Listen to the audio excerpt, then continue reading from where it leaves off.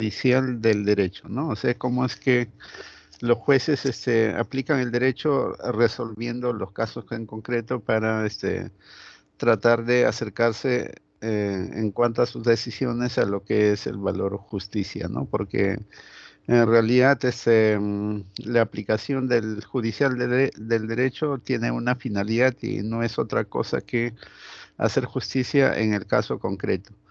Y sobre esa base es que haremos algunos comentarios. No sé si ya ustedes han visto la lectura, no es tan extenso, solamente queremos que lean la parte esto de la decisión judicial vinculada, ¿no? Que está en la página 73 y 74, perdón, y después la ideología de la libre decisión y después la ideología de la decisión legal y racional, ¿no? Que son dos ideologías. Cuando decimos ideologías son dos teorías, o en todo caso son tres filosofías, ¿no? En de la forma de cómo Jerzy Robleski, que es un autor polaco muy conocido a nivel mundial, e inclusive en nuestro medio, la editora Grisley, ha editado, ¿no? Este libro, Sentido y Hecho en el Derecho, Jerzy Robleski, y el cual es bastante estudiado y de la cual también ustedes deben tener conocimiento de cómo es que se toma decisión en los órganos jurisdiccionales del Estado para de alguna forma acercarse a lo que es la justicia, ¿no? Y como ya habíamos indicado en las clases anteriores, estas normativas y estas posiciones ideológicas o filosofías o teorías, si se quiere decir, responden pues a una forma, ¿no? de ser del Estado, ¿no? Y de la ideología que se va manejando a lo largo de los años. Y habíamos nosotros estudiado lo que es la ideología liberal y lo que es la ideología social, y entre los cuales cómo es que se fusionan, ¿no? En el artículo 43, y de tal suerte que nuestro Estado de derecho hoy en día es de carácter liberal y a la vez es de carácter social desde la Constitución Política del año 1979 y la actual, que es del año 1993. Y eso es lo que queda pues impregnada en todas las normativas que da el Congreso de la República, y de alguna forma es así que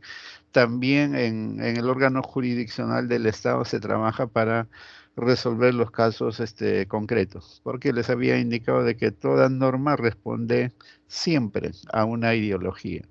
Y no es de más también reiterar que toda decisión judicial también responde a una ideología. Entonces, ustedes tienen que saber eso con la finalidad de poder comprender realmente qué significa la letra de la ley que da el Congreso de la República. Y también para eso, hacer una mejor aplicación del derecho, ¿no? Por los órganos jurisdiccionales del Estado con la finalidad de hacer justicia, que es el valor supremo del derecho.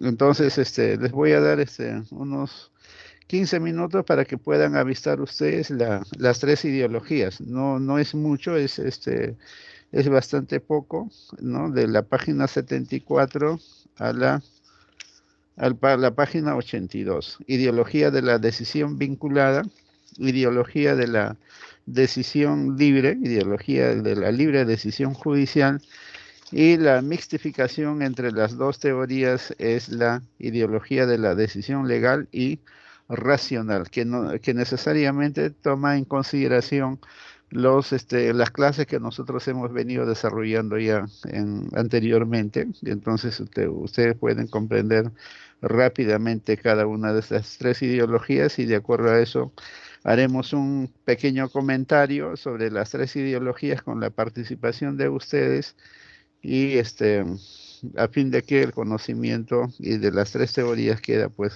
fijada en la mente de cada uno de ustedes, y de acuerdo a eso puedan actuar en su ejercicio profesional. Entonces tenemos que son a las 18:45, regresamos a las 19 horas. para ingresar a hacer un comentario de las tres ideologías. De acuerdo, señores. Ya les he enviado la lectura al WhatsApp grupal de las tres secciones para que los puedan bajar de ahí y darle una lectura. ¿De acuerdo? 15 minutos para lectura.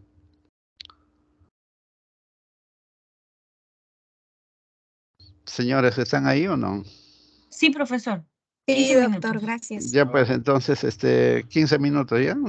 Una lectura rápida, más o menos para que ustedes tengan la posibilidad de preguntar o debatir o cuestionar o hacer algún agregado sobre la lectura. 15 minutos entonces, que va a correr rapidito.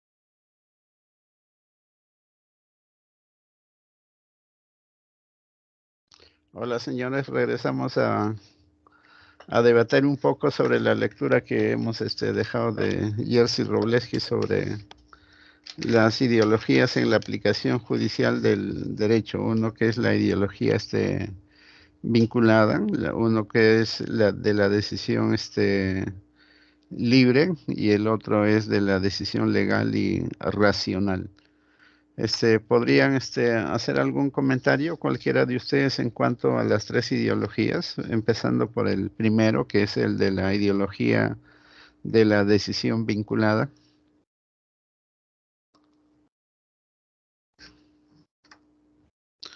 Señores Dije, alumnos, ¿algún comentario en relación a la primera ideología de la decisión judicial vinculada? doctor, Vinculada a la ley, ¿no? ¿me escucha, doctor? Sí, sí, la escuchamos. ¿Su nombre es? Germán Bernales. Hernán Fernández. No, Germán Bernales. Ah, Germán. Como no levantó la mano, no logro ver su... Ya sé quién es usted. Germán Alfonso Bernales Gutiérrez, ¿no? Sí, doctor. A ver, le escuchamos sobre el la primera ideología, por favor, algún comentario de lo que Bueno, haya podido entender a grosso modo y para hacer una ampliación con la clase. la decisión vinculada habla de Montesquieu. Como usted vino explicando en las clases anteriores, ¿no? Acá es el Estado exegético, ¿no? En el cual hay los tres poderes, el poder ejecutivo, el legislativo y el judicial. Y también hace una referencia a lo que es el positivismo, en que la ley es lo máximo que existe y no la Constitución, ¿no? Asimismo, también refiere de que no está en capacidad el juez de elaborar leyes. O sea,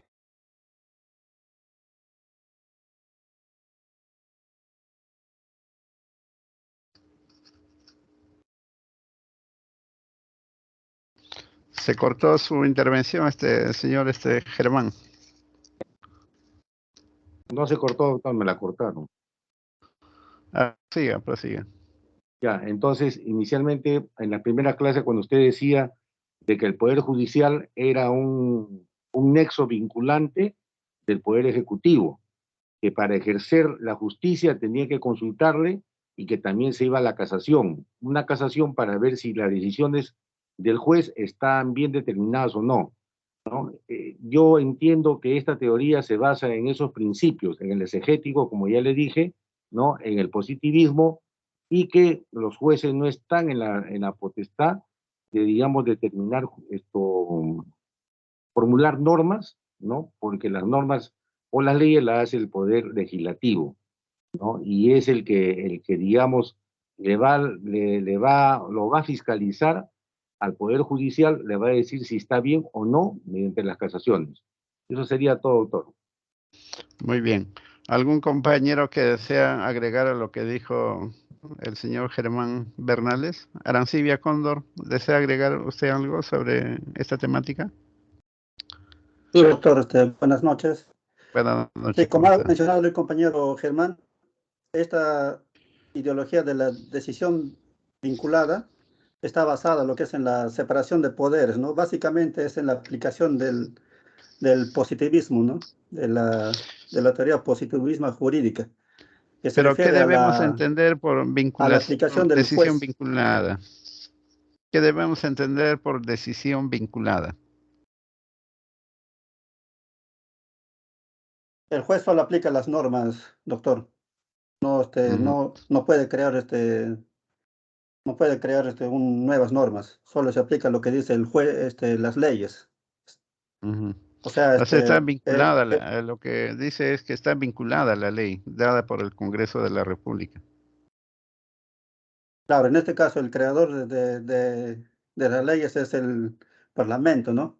Que son elegidos por, se elige, el pueblo elige a los representantes, ¿no? En este caso es el Parlamento que crea las leyes y el juez solamente aplica esas leyes. Ujú. Muy bien. Eso sería Sí, mi punto de efectivamente, vista. sí, de acuerdo. Efectivamente, en las clases anteriores habíamos ya indicado que Montesquieu, cuando en el espíritu de las leyes indica, ¿no?, de que debe haber una división de poderes para efecto de resguardar la libertad de las personas y que cada uno de ellos pues tenga su competencia, ¿no? Poder legislativo dar leyes, el poder judicial aplicar la ley y el poder ejecutivo hacer cumplir la ley, ¿no? Entonces, cada uno tenía su rol, cada uno tenía su función, su papel. Entonces, si el Congreso de la República daba leyes, entonces el Poder Judicial tenía que aplicarla. O sea, estaba vinculado, o sea, te ha obligado a aplicar esa ley para hacer justicia en los casos concretos, o sea, para resolver el conflicto de intereses, ¿no? Entonces, Montesquieu en ese mismo libro decía, ¿no?, de que el juez es boca de la ley. O sea, el juez dice lo que la ley dice. Entonces, incluso por esa etapa estaba pues Cesare Beccaria, ¿no? Un jurista italiano en materia penal, del delito y de las penas. Él también volvía a repetir, ¿no?, de que el juez es boca de la ley. El juez no puede ir más allá de la ley. No puede ir más allá de la ley y debe resolver conforme dice la ley. Y por ese entonces es que en Francia se genera pues los recursos de casación, ¿no? Entonces en ese entonces se vivía pues el positivismo jurídico, el formalismo jurídico y su control de que los jueces aplicaban correctamente la ley era pues mediante los recursos de casación, ¿no? Y como dice el señor Germán, se vivía pues el estado exegético del derecho, una vinculación a ciegas a lo que decía la ley. Incluso cuando se generó los recursos de casación, que eran las resoluciones de última instancia, era para controlar que los jueces estaban apegados a la ley. Y ahí mismo en Francia había una legislación específica que decía, ¿no?, de que los jueces, si tienen alguna duda en relación a la interpretación de la ley, tienen que pedir consulta al Poder Legislativo para que resuelva mediante una interpretación auténtica qué cosa quiere decir esa norma. O en todo caso daba una ley interpretativa. Ese es lo que nosotros denominamos la interpretación auténtica de la ley en doctrina, ¿no? Entonces el juez estaba pues amarrado a las decisiones del poder legislativo, esto es a la ley, ¿no? Entonces no tenía mayor desarrollo, ¿no? No tenía mayor desarrollo para hacer jurisprudencia y sobre la base de jurisprudencia generar normas jurídicas. Y es por esa razón de que no hubo mayor creación judicial del derecho en ese entonces, ¿no? Pero posteriormente, poco a poco, como consecuencia de escritos como de Jerzy Robleski y otros más, poco a poco empezó a cambiar, ¿no?, la concepción del derecho, que era de carácter formalista, a lo que ya hoy en día vivimos, ¿no?, que es el constitucionalismo. Pero el constitucionalismo ya le incorpora un agregado más, que el derecho no solo es norma, que el derecho también es valores jurídicos de carácter moral. Entonces, ¿y qué son los valores jurídicos de carácter moral? Lo que la sociedad considera que es lo correcto en determinadas situaciones o cosas o asuntos que atañen a los seres humanos que viven en una sociedad. Y que eso debe ser tomado en cuenta por el legislador sin caso considera que las decisiones, perdón, por el juez, sin caso considera que sus decisiones sean pues razonables, ¿no? Razonables. Entonces, y por eso nosotros habíamos estudiado un poco la retórica de Perelman.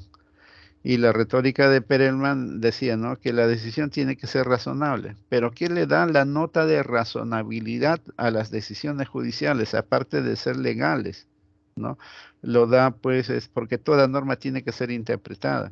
Entonces, en la interpretación se le da la nota de razonabilidad, aplicando los valores morales que genera la sociedad, aquellos parámetros de conducta de carácter correcto, ¿no?, de una persona, y que eso cambia de acuerdo a lo que cambia pues la sociedad, porque la sociedad siempre evoluciona, hay cambios sociales, ¿no? Y eso se da cada tiempo.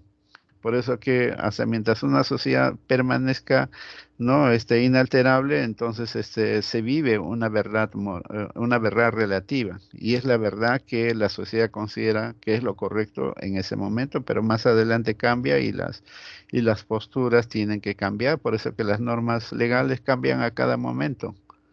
Y también las decisiones judiciales deben ser así. Y es en ese entonces que se crea pues el delito de prevaricato, que hoy en día está previsto en el artículo 418 del Código Penal. ¿Y qué dice el delito de prevaricato? Dice, ¿no? De que el juez que resuelva contra el texto claro y expreso de la ley comete delito de prevaricato y será sancionado con pena privativa de la libertad y a la vez que debe ser inhabilitado, ¿no? En sus funciones.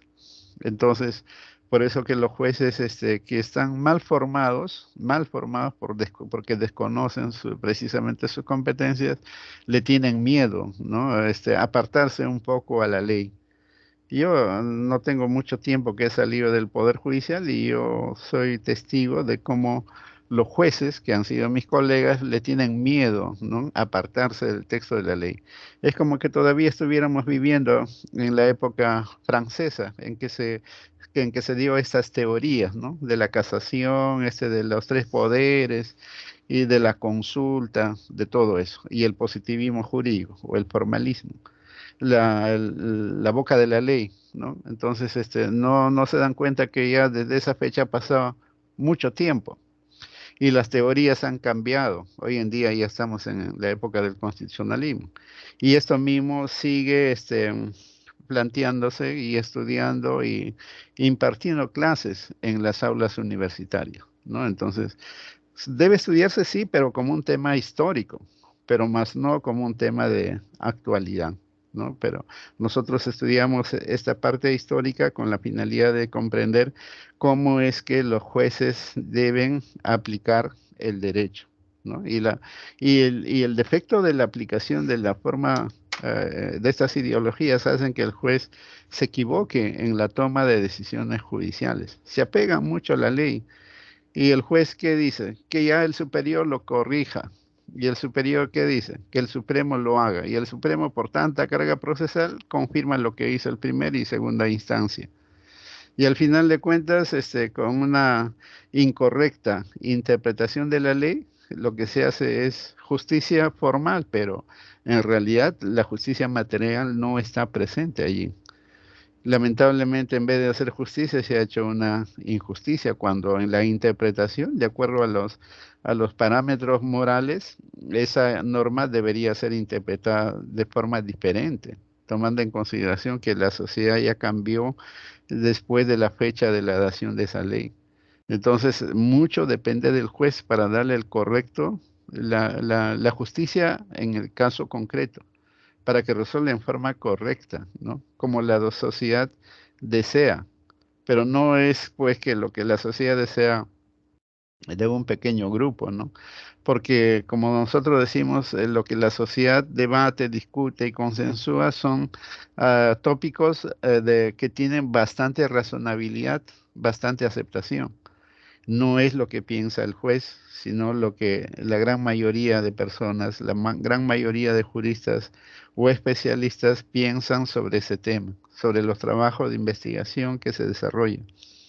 Entonces, históricamente la ideología de decisión invinculada forma parte pues del Estado liberal del siglo XIX, como muy bien se indica en la página 74 de la Constitución, de este texto que les he indicado que nace como fruto de la separación de poderes, ¿no? El Parlamento es la única fuente de leyes las cuales determinan los derechos y deberes de los ciudadanos, o sea que jurisprudencialmente no se puede hacer eso. Por lo tanto, la ley es la forma suprema del derecho, ¿no? La primacía de la ley o el imperio de la ley, pero hoy en día no acudimos pues al imperio de la ley, sino al imperio de la Constitución, primacía de la Constitución. La ley ha pasado a ser una mínima expresión del derecho porque textos con rango de ley hay muchas, ¿no? Los decretos legislativos, los decretos leyes, las resoluciones legislativas, las ordenanzas regionales, las ordenanzas municipales. en los decretos de urgencia y muchos textos que tienen similar rango a la ley. Entonces la ley pasa a ser una mínima expresión. Entonces esas teorías no pueden pues seguir de alguna forma seguirse estudiando en las universidades, ¿no? Puede estudiarse, sí, porque el positivismo, como hemos indicado en las clases anteriores, es bueno, sí, pero para casos simples, para casos que no tengan mayor complejidad, pero la vida humana sí tiene complejidad y en muchos casos acudimos a ciertos dilemas en los que se hace difícil tomar una decisión, una postura para resolver el conflicto. Entonces, los jueces tienen que utilizar otros instrumentos diferentes a la ley para razonar, interpretar y tomar una decisión. Y esa metodología es lo que hemos estado estudiando cuando desarrollamos pues a la tópica jurídica, ¿no? A la retórica jurídica, a Perelman, a Tulmin, a Robert Alexi, a todos ellos, ¿no? Entonces, la boca que pronuncia las palabras de la ley hoy en día pues ya es histórico, ya es historia. Entonces, lo que tenemos que es salvaguardar lo que la nueva definición del derecho, ¿no? Hans Kelsen y todos los positivistas decían que el derecho es la norma jurídica que contiene los textos legales, ¿no? Pero ellos no reconocían que las normas jurídicas también nacen de la costumbre.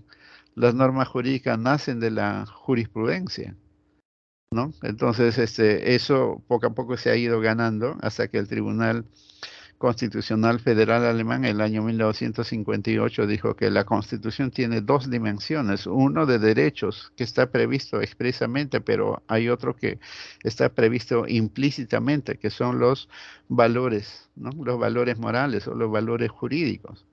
Que uno, con los valores morales, se ilumina a las normas jurídicas para darle sentido, contenido para interpretar mejor, para crear mejor el derecho o para integrar las lagunas jurídicas, de las cuales el positivismo jurídico decía de que todo el derecho es pleno, o sea, todo el derecho está está regulando todas las conductas posibles del ser humano. Falso, o sea, el legislador no puede ponerse pues de acá a 30, 50, 100 años, ¿no? De cómo va a ser la nueva sociedad, cuáles van a ser las nuevas conductas, solamente para demostrarles, les dije ya a ustedes, ¿no? De que el Código Civil del año 84 no tenía la prueba del ADN porque en ese entonces no estaba desarrollada.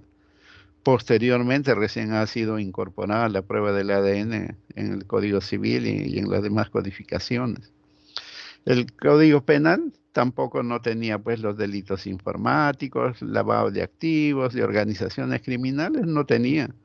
Porque en ese entonces esos delitos, pues, de acuerdo al desarrollo, ¿no? de nuestra sociedad y de los sistemas electrónicos, todavía pues no había, ¿no? Posteriormente han sido incorporados.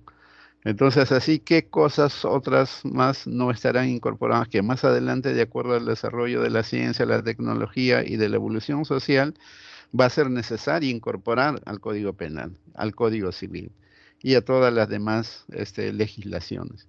Entonces, no podemos decir que el derecho es pleno. Entonces, cuando el derecho no es pleno, nos encontramos ante lagunas. O a veces el derecho no es tan coherente, sino que es contradictorio. Entonces, en ese caso, ¿qué es lo que vamos a hacer? El positivismo decía, ¿no? Pero en ese caso utilizamos pues la analogía. Pero utilizando la analogía no se puede cubrir todos los vacíos legales.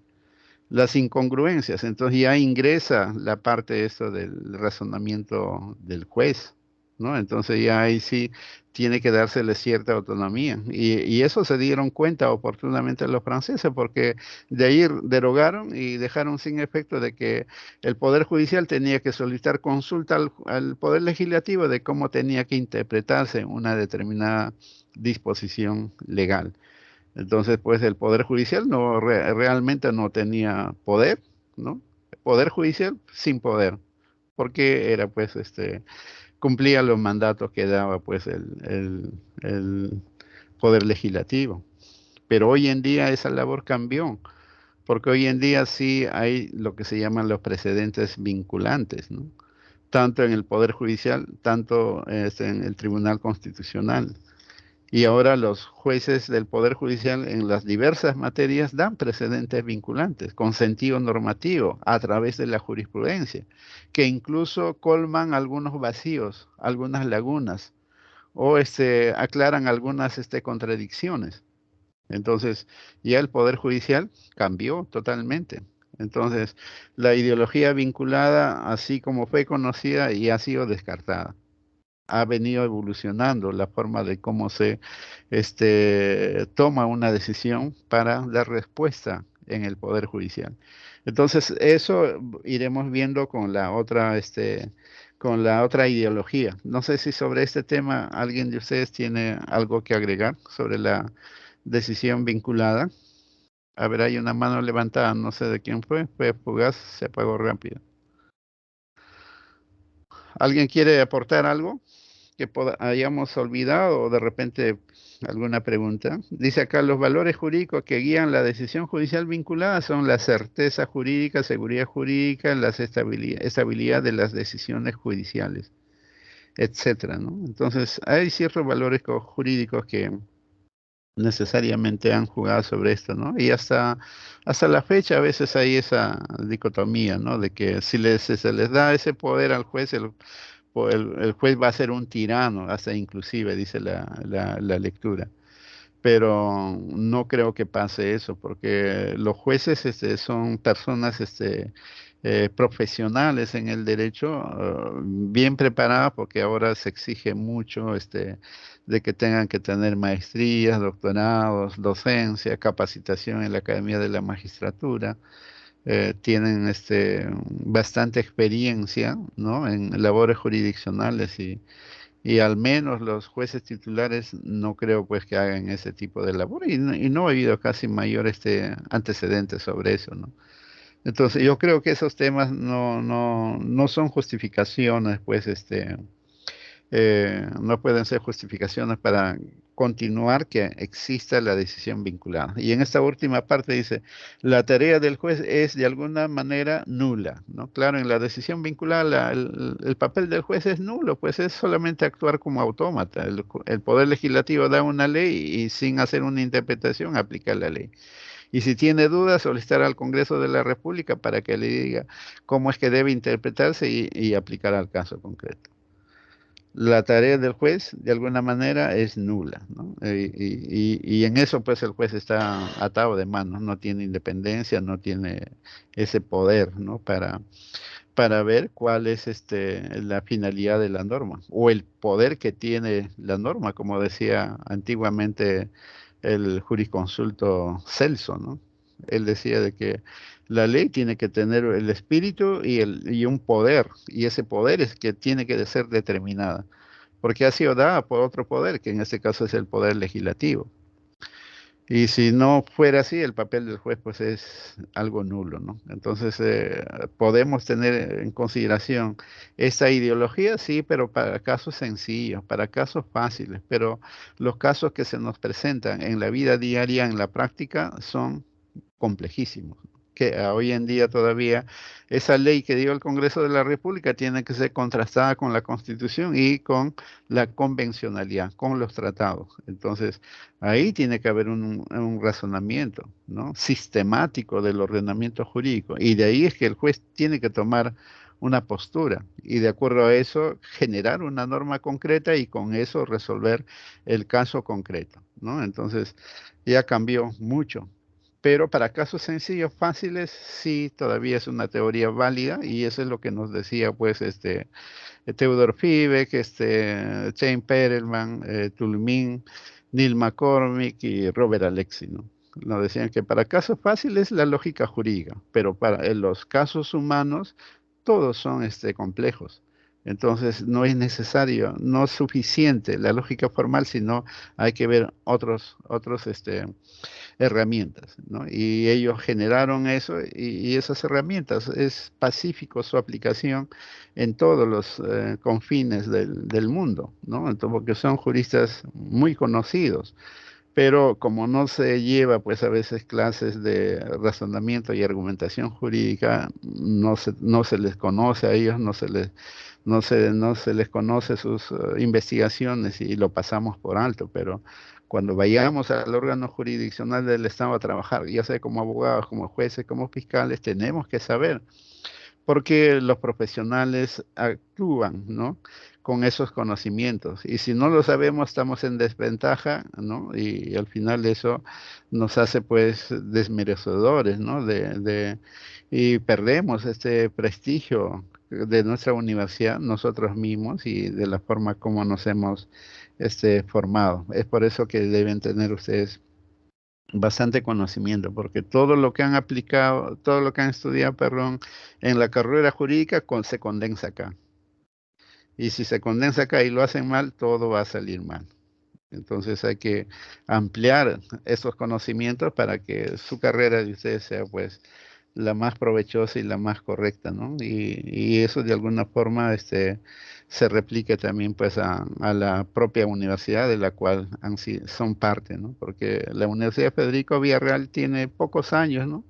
60 y tantos años, pero ha generado varias generaciones de profesionales que están muy bien ubicados. Hemos tenido varios jueces supremos, ¿no? E incluso del Tribunal Constitucional, que hay otras universidades que de repente tienen un poco más, han tenido menos, pero eso implica que es pues por la tarea en este caso y el trabajo que vienen desarrollando los profesionales. Y en esa medida ustedes también tienen que hacer, o en su defecto, superar, ¿no? Y eso se hace pues a través de la formación académica.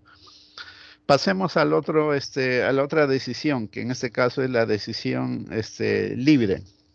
¿Alguien puede darnos una idea de qué dice Profesor, la decisión judicial libre y qué dice, ¿no? Que sí, es la más rígida y otra más, en este caso, no tan rígida, ¿no? A ver, ¿quién levantó la mano? Mamani Bejarano,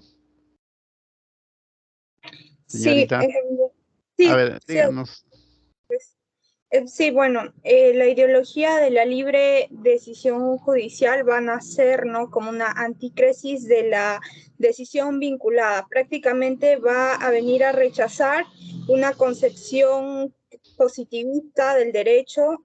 Aquí la ley no va a determinar una decisión judicial, ¿no? Sino solo va a proporcionar direcciones que definen los límites entre los cuales el juez debe elegir. Las leyes van a formar una dirección, se podría decir. Este sistema, a diferencia de la ideología de la decisión vinculada, no donde prácticamente plantea un sistema jurídico que es completo, es cerrado y no contradictorio, aquí define todo lo contrario, puesto que va a establecer el sistema jurídico como algo defectuoso, ¿no? Las normas vienen a tener contradicciones, existen también lagunas y también se dan con un lenguaje ambiguo. Entonces, por todo ello, ¿no? Una decisión no puede estar únicamente basada en razón a una ley, sin intervención del juez, ¿no? Y este juez también, ¿no? Va a venir a ser creador del derecho a través de jurisprudencia que se debe encontrar basada o el juez de cierta forma debe utilizar, ¿no? Para establecer una decisión, la fuente del derecho que va a brindar a su decisión objetividad, el razonamiento jurídico y también la adaptabilidad del derecho a las necesidades de la vida. Entonces, aquí el juez va a decidir y puede ir incluso en contra de la ley. Entonces, eso prácticamente plantearía una decisión una ideología de la libre decisión judicial que es moderada. También hay otra corriente que es respecto al radicalismo, que ya prácticamente aborrece lo que es el positivismo. Aquí, como los papeles se invierten, es prácticamente la decisión vinculada invertida. Aquí el juez es como una idolatría, se podría decir, porque acá se va a considerar al juez como único creador del derecho, ya que las normas vienen a traer muchos defectos. Eso prácticamente es lo que plantea Jersey Robleski. Ajá, muy bien, señorita. Vamos a escuchar a su compañera Supo Pariapasa sobre este mismo tema. ¿Podría intervenir? Sí, doctor Señorita Supo, Lea. Sí, doctor ¿cómo está? Leandro. ¿Puede Buenas agregar, por noches. favor? Buenas noches. Bueno, en esta ideología de la libre decisión judicial, ¿no? En contrario a la ideología de la decisión vinculada, ¿no? Nace esta, ¿no? Esta ideología no se va a afiliar a ninguna ideología, ¿no? De índole política, ¿no? Y más que todo se basa en el análisis y valoraciones jurídicas dadas por el mismo juez, ¿no? Esta ideología va a rechazar todo lo que es la concepción positivista del derecho y de la ley, ¿no?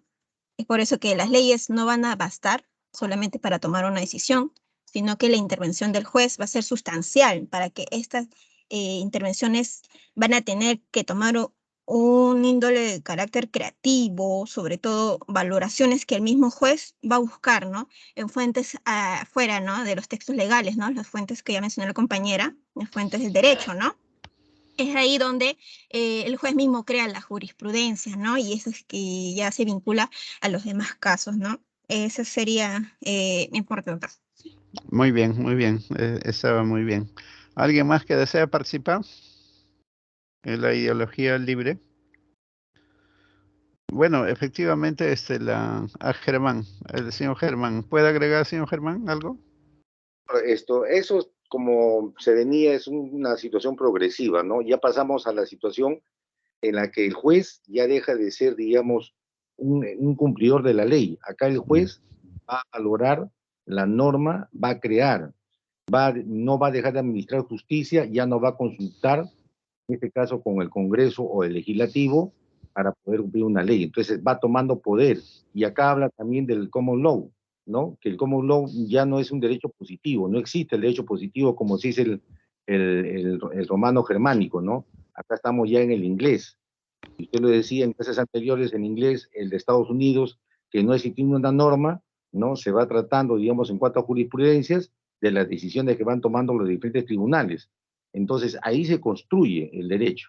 Y lo construye el derecho porque el juez ya pasa a ser un actor principal. Él va a decidir en función a los valores. Y como también decía usted, los valores, los principios y la regla, ¿no?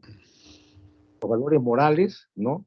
En cuanto a qué cosa quiere la comunidad. La comunidad está buscando y va progresando, como decía usted, en antes el derecho informático, ¿no? Y otros, digamos, otros derechos que van saliendo porque va evolucionando el hombre y se van creando nuevas necesidades. Entonces, ahí es donde va a intervenir el juez y va a ir, digamos, valorando cada acto, ¿no? Si bien es cierto, también hablamos también del control difuso, que también el juez en ese caso puede desechar una norma y ver por qué esa norma se está anteponiendo a la Constitución. Entonces la desecha y toma la Constitución como norma base. La Constitución tiene ya tiene un poder en el cual, digamos, los jueces tienen que velar porque todo es sistémico, ¿no? O sea, todo está, digamos, en forma sistemática, ordenada, y nada debe salir de ese cauce, ¿no? Entonces, eso es, digamos, una evolución, ¿no? Venimos de lo que era, estamos en un Estado social de derecho en el cual ya hay una elaboración, pues, ¿no? De los poderes, ¿no? Pero ya no estamos en un Estado exegético. Gracias, doctor. Muy bien, sí, efectivamente, en algunas clases anteriores yo les dije, ¿no? De que la tradición romano-germánico de nuestro sistema jurídico era bastante notable y siempre los docentes en todos los cursos decían nuestra tradición es romano-germánico, o sea, nuestra fuente. Pero eso era pues cuando existía positivismo jurídico, primacía de la ley. Pero hoy en día ha habido pues un cambio de paradigma, ¿no? De la primacía de la ley, del imperio de la ley, hemos pasado a la primacía de la Constitución al imperio de la Constitución. Entonces, cuando entramos al imperio de la Constitución, nuestra tradición cambió, porque hoy en día en el constitucionalismo lo que aplicamos es el sistema del common law. porque el artículo 3 de nuestra Constitución Política del Estado dice que los derechos que la persona humana tiene no son los únicos que aparecen de esta Constitución, sino que la persona tiene muchos más derechos que serán determinados por los tribunales, ¿no? De acuerdo a la dignidad de la persona. Entonces, ¿qué nos quiere decir esto, no? Entonces, nos quiere decir de que el juez no está vinculado, pues, necesariamente a la ley. El juez puede crear más derechos para la persona, que son más de los que están previstos expresamente incluso en la Carta Magna, que es la Constitución Política del Estado. Pero entonces, ¿cómo trabajamos para generar esos más derechos? Es trabajar igual que en el sistema del common law. El juez del common law genera derechos a través de la jurisprudencia, pero no, pues, como decíamos, de su cabecita, ¿no? O sea, de lo que cree que es, porque si fuera así sería pues algo subjetivo, sino a partir de los criterios morales que van surgiendo en la sociedad después de serios debates, confrontaciones, y que al final de cuentas se va tamizando y se va consensuando. Y eso es lo que es la verdad relativa del momento. Y eso es lo razonable. Entonces el juez echa mano a eso y lo convierte en jurisprudencia. Y eso mismo trabajo es que tenemos que hacer nosotros en el tema constitucional. En el tema constitucional no tenemos que apegar a la ley para crear nuevos derechos. O sea, el juez tiene ese poder de crear derechos. Y el sustento normativo está en el artículo 3 de la Constitución Política del Estado. Pero lo tiene que hacer tal igual que lo hace pues el juez allá en el sistema del common law, en Estados Unidos, en Inglaterra, utilizando los criterios morales que rigen en el momento, no generados no por el juez, sino por la misma ciudadanía. Entonces, eso hoy en día está acá, en el Perú. Pero yo creo que ningún profesional del derecho, ni siquiera su docente en constitucional, les ha dicho que el sistema del common law ya se practica en la realidad peruana. Entonces nuestra tradición ya no solamente es romano-germánico, sino también tenemos una tradición ya del sistema del common law. Quieras o no, ustedes tienen que estudiar el sistema del common law si quieren saber algo más de derecho constitucional. Entonces cuando se dice ideología de la libre decisión, ¿no? De tipo radical y de tipo moderado. Entonces ahí se nos pone a pensar, ¿no? De que hay en el sistema peruano, en el derecho peruano, la aplicación de la ideología libre, y si fuera así, ¿cuál de ellas? ¿El de tipo radical o el de tipo moderado? Radical dice, no respeta la ley. Eso podría darse en el tema constitucional, porque en el tema constitucional sí se permite que el juez genere derechos que no están en la ley, pero también dice tipo moderado. Tiene en consideración la ley, ¿no? Para hacer una interpretación, pero también nosotros sabemos, así como dice el señor Germán, de que en las clases anteriores hemos indicado expresamente, cuando el juez interpreta la ley, ¿no? Cuando el juez interpreta la ley, tiene que tener presente el texto legal, ¿no? Lo que está en la codificación, texto legal. 1, el intérprete. 2, pero no basta intérprete y texto legal, sino que se necesita la realidad. Y la realidad es la realidad moral, ¿no? Lo que la sociedad considera que es lo correcto en determinados temas. Y el legislador tiene que orientarse por ahí. No puede lanzarse y decir, estos son los nuevos derechos. No, los derechos van evolucionando y esos derechos son reconocidos por el legislador. Siempre ha sido así. La realidad se ha adelantado y después ha venido el legislador y los ha reconocido como tal. Entonces, hay que tener en consideración de que estas ideologías sí se practican hoy en día. La radical en el tema constitucional y el tipo moderado por los jueces del Poder Judicial en las diferentes materias, que en este caso puede ser civil, penal, laboral, comercial, etcétera. En donde se trabaja con la ley. Tengo la ley, sí, respeto la ley, pero esa ley tiene que ser interpretada. Entonces entro a tallar yo, ¿no? Pero no con mis creencias, sino con lo que la sociedad considera que es lo correcto. Tomo en consideración eso y lo formulo en la jurisprudencia. Y eso es hacer tópica jurídica, que les dije. Crear premisas nuevas a través de la jurisprudencia. y que en la argumentación, en la justificación, tienen que utilizar la retórica jurídica, que lo razonable es aquello que la sociedad considera que es lo correcto, no tanto lo que el juez dice, no tanto lo que el Poder Legislativo dice. En la decisión vinculada se dice, el juez dice lo que es lo justo y el legislador dice lo que es lo justo a través de la ley y lo que el juez hace es aplicarla nada más. Eso no es así ahora, ¿no?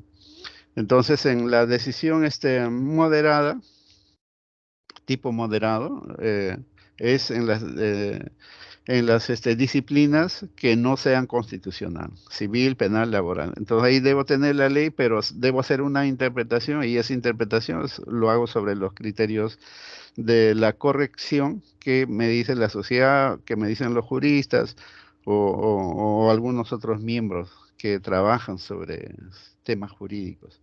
Entonces hay que analizar eso. O sea, estas lecturas nos ponen para hacer un análisis de cómo es que se practica pues el derecho en el ordenamiento jurídico peruano, ¿no? Entonces hay que ver las distintas posturas, hay que ver si esas posturas se adecúan con nuestra realidad. De repente no del todo, como en ese caso de la libre decisión de carácter radical, que puede ser para temas constitucionales, porque el juez constitucional saca todo y genera nueva jurisprudencia. No resuelve el caso sobre las normas que ya están establecidas. O los jueces especializados en materias específicas como civil penal tienen en consideración la ley, o sea, el de carácter moderado, pero la hacen una interpretación para darle un sentido y un contenido. Y eso mismo también funciona en derecho constitucional, porque el derecho constitucional te dice, el ser humano tiene dignidad. Ya, bueno, pues ya me puse el parámetro dignidad, pero ahora yo tengo que investigar qué significa la palabra dignidad. Entonces, ese es el contenido esencial de ese derecho fundamental. Pero ¿cómo determino qué es la dignidad? De mi pensamiento, no, eso sería algo arbitrario, sino lo que va estableciendo la misma sociedad, que dignidad es el respeto y consideración a las personas, intangibilidad e inviolabilidad de la persona, el libre desarrollo de la personalidad, de autodeterminación de voluntad, que ellos mismos tienen que determinar su voluntad, y así, ¿no? Y la dignidad, palabra dignidad tiene miles de contenidos, porque el principio fundamental es la dignidad y de las cuales surgen todos los demás derechos. Entonces, si eso es así, y hay muchos derechos que ahorita tenemos, pero es por el estado social que ahorita tenemos, pero si más adelante cambia esa situación, se van a generar muchos otros derechos. Si en la Revolución Francesa luchaban por la libertad, ¿no? Pero se dio la libertad, pero después se dieron muchos otros derechos, que en la actualidad tenemos todo un catálogo. Pero más adelante con el desarrollo de la sociedad, ¿cuántos otros derechos más habrán más, pero adecuados a esa vida social? Entonces tiene que haber una cláusula abierta, ¿no? Para que el juez genere ese derecho, sin tener en consideración los demás. Pero también tiene que haber la decisión moderada, porque van a haber normas que van a ser respetadas, pero que el juez tiene que entrar a tallar para darle contenido a eso. O sea, esa es la interpretación, para determinar el sentido y contenido. Y eso siempre se va a hacer a través de la jurisprudencia. Pero este libro escrito por Wroblewski ponía pues casi polarizarlo, ¿no? La decisión vinculada con la decisión libre para sacar una tercera ideología. Claro que yo estoy haciendo un análisis del tema peruano, pero Wroblewski, el libro que ha sido escrito acá, es casi sin tener en consideración la nueva disciplina del derecho constitucional, pero casi es una disciplina que va por el tema legal, ¿no? Tema legal. Por eso es que saca una tercera ideología, que es la decisión legal y racional, porque no dice, al menos no dice constitucional, ¿no? Dice legal, es solamente la ley. Entonces, cuando dice decisión legal y racional, es como hablar de que tengo que tener en consideración la ley, pero que en la interpretación tiene que darse algo razonable, porque no basta tener la ley. Pueden haber muchas leyes, pero esa ley así como está no me sirve. Tiene que ser interpretada. Y en la interpretación puede ser 2, 3, 4, 5, 6, 7, 8 sentidos normativos. Y uno de esos sentidos es que tengo que utilizar la más adecuada y con eso resolver el caso concreto. Y esa interpretación va a depender pues del tema de la razonabilidad. Entonces ahí ingresamos nuevamente. ¿Qué es lo razonable? A ver, ¿alguien puede contestar? ¿Qué es lo razonable? O lo racional, como dice el tema, ¿no? Ya lo dije ya en la clase, pero no sé si me están entendiendo. Dice, hay que tener la decisión legal y lo racional. ¿Alguien podría comentar esta tercera postura, que condensa las dos anteriores?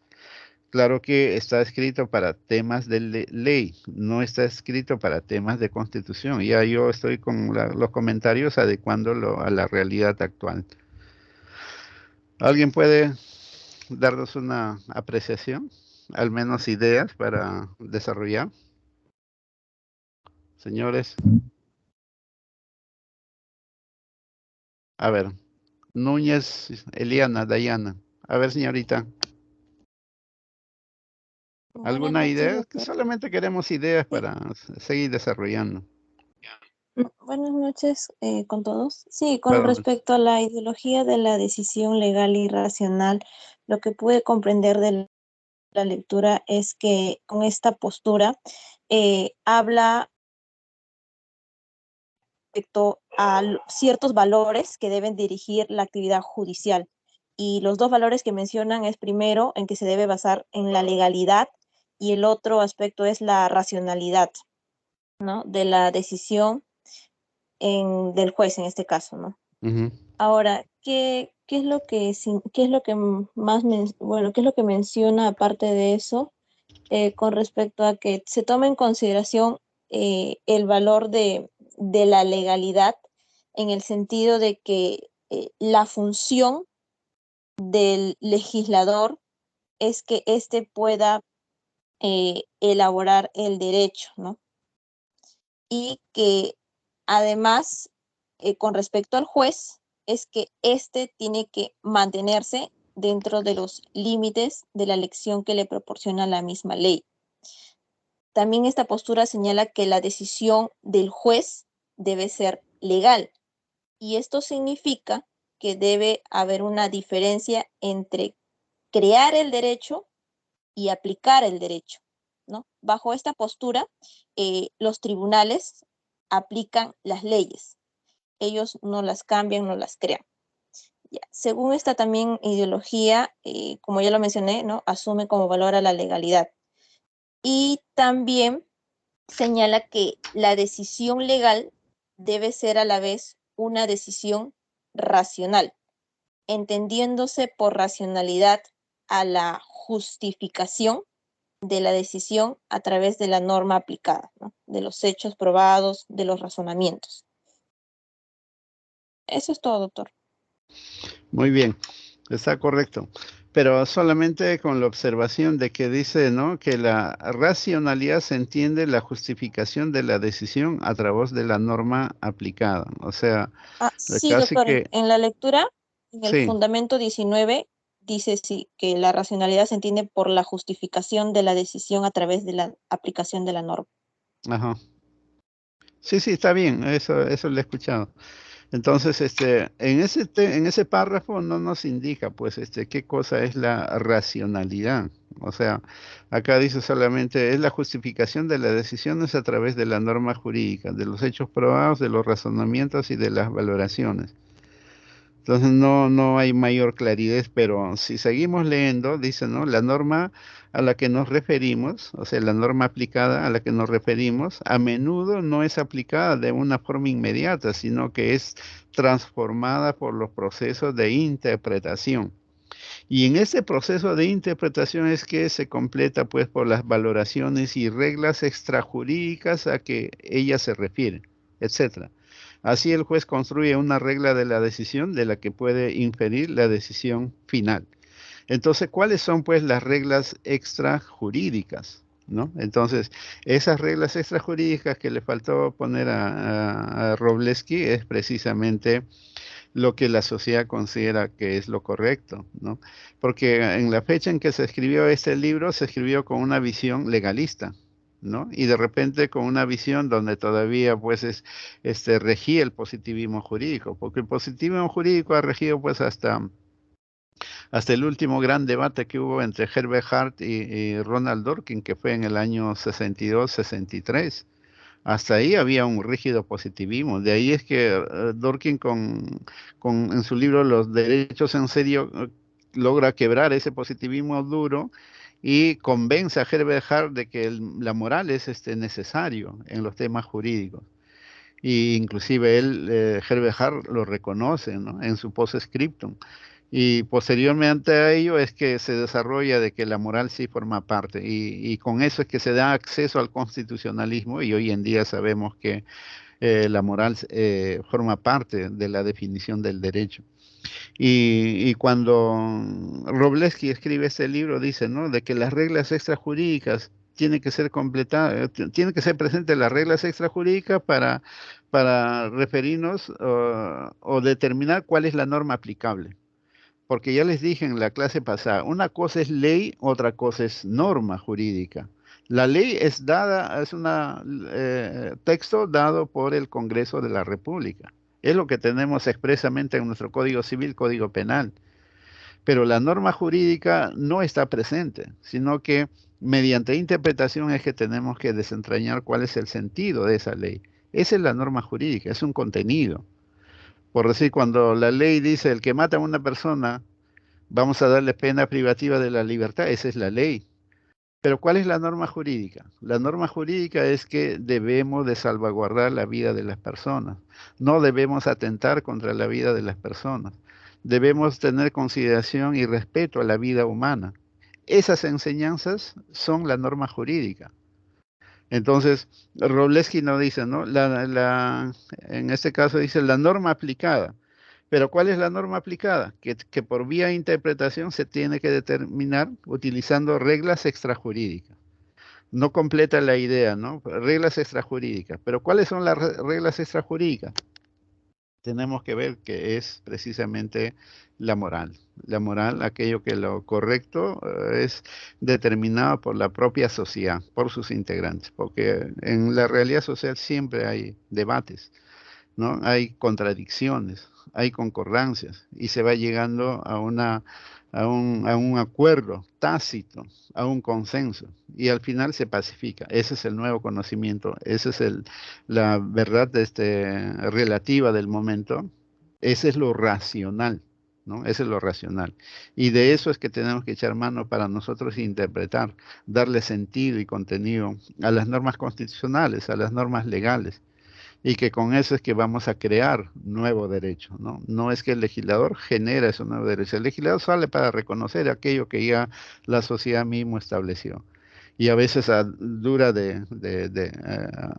veces después de una dura lucha social, ¿no? Porque después de grandes luchas sociales siempre han habido reconocimientos de derechos. Y eso poco a poco se ha ido llenando los códigos y ahora tenemos lo que es. Pero no significa que solamente tengamos, porque debe haber muchos otros más que de acuerdo a las necesidades y a la evolución de la sociedad va a ir surgiendo. Por eso que el legislador y el constitucionalismo ha dejado en el artículo 3 una cláusula abierta, que los derechos de la persona no son los únicos que están en esta constitución, sino hay otros más que provienen de la dignidad de la persona humana y que el Tribunal Constitucional determina cuáles son, ¿no? Entonces, cuando el tribunal determina cuáles son, no se va a basar de ninguna regla. Ahí va a ir a una decisión libre, de carácter rígido, ¿no? O en determinados casos, si ya hay algunos derechos explícitos reconocidos en la Constitución, tomando en consideración eso, buscará pues el contenido esencial, que para eso también tiene que echar mano a lo que es la moral. Hoy en día es pacífico esos temas en otros países, pero lamentablemente en nuestra realidad peruana todavía a duras penas se va entendiendo eso, ¿no? Pues no nos damos cuenta que el derecho cambió, el derecho ya no es definido como norma jurídica, sino que es definido como norma jurídica y a la vez como moral. Los dos son los componentes esenciales de la definición.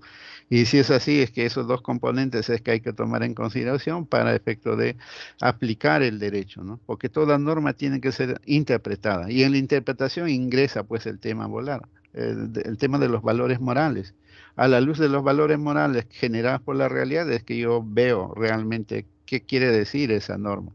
Y que con eso es que cuando pasa cierto tiempo, la realidad social cambia, pero la norma no necesita, la ley no necesita ser cambiada, sino que solamente se hace una correcta interpretación. Y que con eso se resuelven todos los casos que puede resolver uno, ¿no? Para alcanzar lo que es el valor justicia. Porque si no es así, lamentablemente el papel del abogado, pues, o el papel del juez es restringido y en al final de cuentas, en vez de hacer justicia, lo que hace es una labor de injusticia. Y eso es lo que queremos que se supere, ¿no? Haciendo un buen trabajo. Y para que ustedes realicen ese buen trabajo es que tienen que estar, pues, permanentemente actualizado, ¿no? Permanentemente actualizado, estar a tono con todas las teorías, con todas las filosofías, con todas las ideologías que se manejan en el mundo jurídico. Solamente así es que uno puede triunfar en este mundo competitivo en materia de abogados, ¿no? Porque la vida real es una universidad que forma abogados, pero también hay muchas universidades nacionales, muchas privadas que también forman profesionales que cada día salen más. Y en ese mundo competitivo, el que sabe más, el que conoce más, va triunfando, porque todo es por exámenes, ¿no? Y en los exámenes ponen ciertas preguntas de temas actuales y uno no está al día, lamentablemente se queda, ¿no? Y cuando tienes esa visión más allá de lo que es la ley, donde sea que vayan ustedes, con las personas que van a trabajar siempre les van a notar eso. Y al notarles eso es que saben que esa persona va a ser de provecho y va a generar un buen rol y lo van captando. Ni siquiera ustedes tienen que buscar, sino les van a buscar a ustedes por sus propios conocimientos. Y a ese rumbo es que tienen que ustedes prepararse a conciencia, ¿no? ¿Algo más que agregar? ¿Alguna duda, alguna intervención, alguna pregunta sobre este tema de las ideologías de la decisión judicial?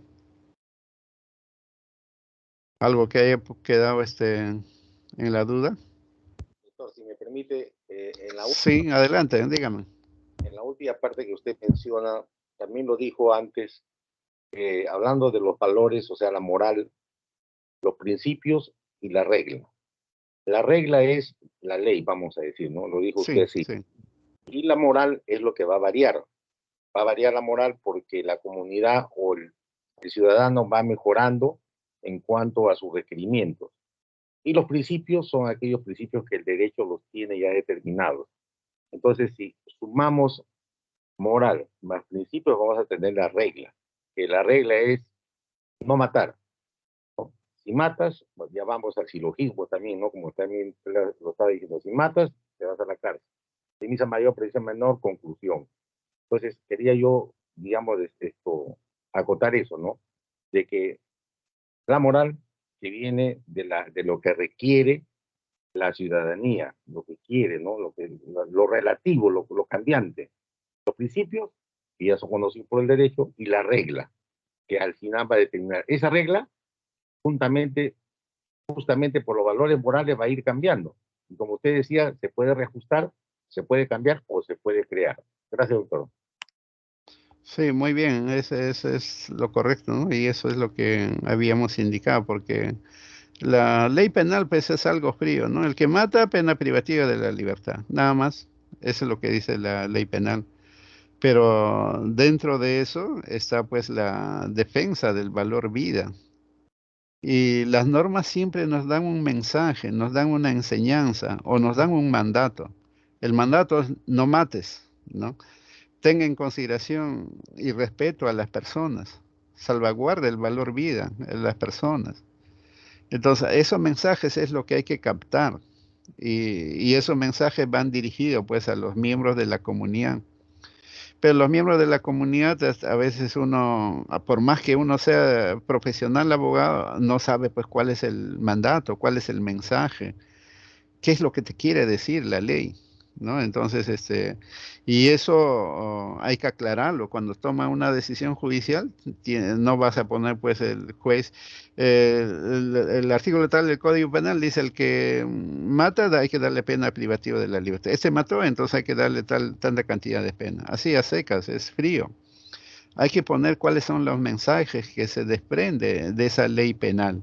1, 2, 3, 4, 5. Porque toda decisión judicial causa impacto en la sociedad. Cuando esa decisión judicial sea leída por un miembro de la sociedad, estudiantes, abogados, jueces, fiscales, entonces ellos van a quedar convencidos, van a quedar persuadidos de que lo que hizo el juez es lo correcto, porque dio esas justificaciones, esas motivaciones, donde desentraña cuál es el mandato, cuál es el mensaje, ¿no?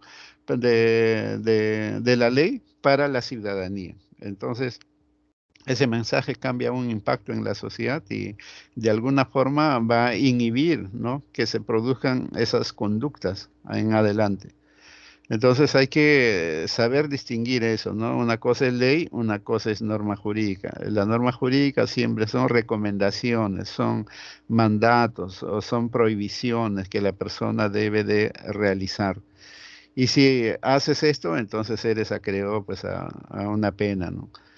Entonces, y eso es aplicable para todas las disciplinas, ¿eh? No solamente para penal, yo lo pongo penal para ejemplo, igualmente, ¿no? Si alguien que es casado comete este adulterio, entonces la norma lo que te dice es que si eres casado no debes cometer adulterio, o sea, no debes tener relaciones sexuales con otra pareja. Si eres casado, tienes que ser lealtad con la persona con la cual te has unido. Así, ¿no? Así mensajes. Esos mensajes es lo que hay que detectar. Y el reproche viene precisamente por haberse incumplido esos mandatos, esos mensajes, esas recomendaciones dirigidas a la sociedad, los cuales se captan mediante la norma jurídica. Señor Arancibia Cóndor, ¿nos puede decir lo que corresponda en su participación? Sí, doctor, quería hacer una consulta. Si bien sabemos Dígame. que nuestro derecho se fundamenta en el positivismo jurídico, pero como usted ha mencionado en clase, con la evolución del derecho actualmente nos encontramos en el derecho constitucional. Mi pregunta es lo siguiente, el juez al momento de crear una nueva norma, ¿cómo va a tener cuidado de que no está cometiendo un prevaricato?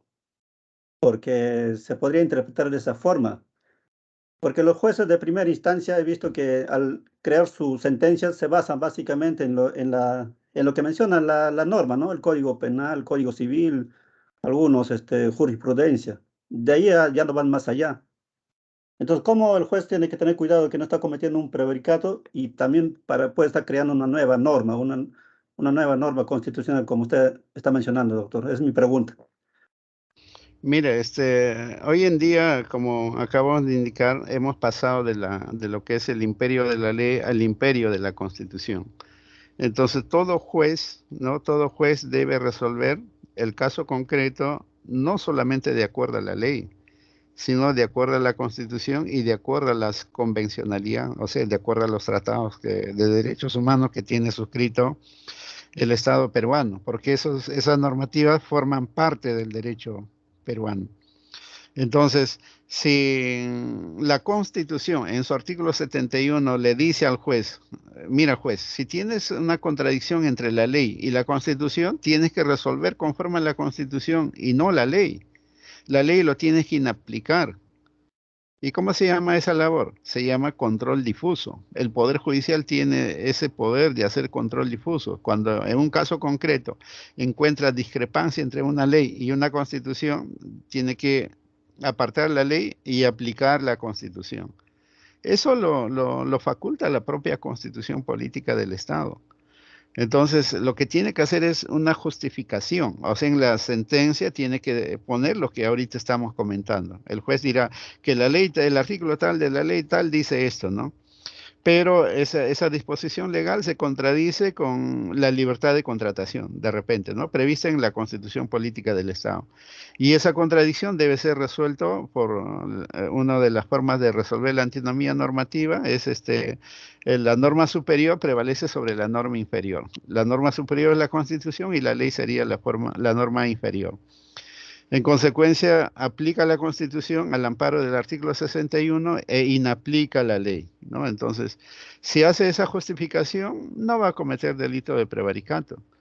Y al final de cuentas, el delito de prevaricato solamente está para normas con rango de ley, nada más. No cuando hay contradicción entre Constitución y a nivel constitucional, salvo que se hable, pues, o se entienda que es una norma de carácter material. Una ley formal es la ley dada por el Congreso y una ley material se entiende a cualquier normativa. Si lo vemos por ese lado, como crearon estas instituciones los positivistas, podría ser por ahí. Pero hoy en día en el tema constitucional, la norma constitucional prevalece. Y si la norma constitucional te dice que si hay contradicción entre una ley y un tratado o una constitución, lamentablemente tienes que darle preferencia y solamente tienes que justificar. Y por otro lado, estamos indicando de que no toda ley es clara, no toda ley es clara. Siempre cualquier ley necesita ser interpretada. Y en esa interpretación es lo que va a cambiar, ¿no? Ahí en esa interpretación cambia, ¿no? Los sentidos. En un caso, un intérprete sacará un sentido, el otro sentido, el siguiente otros sentidos. Y al final de cuentas, el sentido más razonable es aquella que no es subjetiva, que salga de la mente del juez, sino aquella que se condice con los criterios morales que rige en la sociedad, creadas por la propia sociedad. Pero tienes que motivar, o sea, tienes que motivar por qué tal criterio de interpretación es la que debe prevalecer. Entonces, si tú motivas en tu decisión, justificas, lo escribes, entonces ahí no vas a cometer delito de prevaricato, porque de mi persona como juez, yo estoy tomando el mejor criterio racional o razonable para resolver ese caso concreto. Y ahí no te pueden decir que esta ley no necesita ser interpretada. Toda ley tiene que ser interpretada. Hay que sacar de toda ley sus mensajes, sus contenidos, sus mandatos. Y de acuerdo a eso, decir cuál es la que corresponde y cuál de ellas yo aplico al caso concreto, porque me es razonable. Entonces, si usted hace esa labor, no va a cometer delito de prevaricato. Entonces, hay que actuar en ese sentido. Entonces, si yo le decía al iniciar de que cuando yo estaba en el Poder Judicial, veía cómo mis colegas le tenían un miedo al delito de prevaricato, era por desconocimiento, nada más, por desconocimiento. Porque si podían justificar eso en sus resoluciones judiciales, no les caía o no recaía ninguna responsabilidad contra ellos. Entonces hay que sacarse ese tema de tener miedo a lo que es el delito de prevaricato. Delito de prevaricato hay cuando usted resuelve algo contrario a la ley, pero sin justificar, sin motivar, sin determinar cuál es lo razonable. Ahí sí le pueden dar delito de prevaricato. Eso es lo que quería preguntar. No sé si le respondí todas o algo quedó pendiente. Señora Sí, Nancy, bien. doctor, eso era mi duda. Ajá. Sí, Sí, hay que gracias. trabajar bien. O sea, con estos temas que estamos trabajando, el juez no incurre en ninguna responsabilidad, pero tiene que estar justificado en su sentencia. O sea, lo que pensó tiene que estar por escrito, y ese es motivar una decisión. Y con eso se evita todo tipo de responsabilidad. Porque a eso se condice pues la pregunta que les hice, ¿no? El Poder Judicial realmente es un poder, o sea, los jueces realmente tienen poder. Entonces, cuando recordábamos con el señor Germán, cuando el juez para resolver un caso pedía consulta al legislador para que le diga cómo se interpreta esta norma, entonces pues no era un juez que tenía ningún poder, porque solamente actuaba lo que decía el legislador. El juez es boca de la ley, como decía Montesquieu o Cesare Beccaria, un juez sin poder. Pero hoy en día no, pues hoy en día el juez hace eso. Entonces hoy en día el juez sí tiene poder, porque crean normas a través de precedentes vinculantes, autorizados por la Constitución, por los códigos procesales en diversas materias, y que esos son normas que tienen que ser aplicadas, crean jurisprudencias de carácter vinculante. Entonces, ya el papel del juez cambió. Hoy en día sí podemos decir que el poder judicial realmente es un poder y que todo juez tiene un poder para hacer eso. Y si es antiguamente no, pero hoy en día cambió.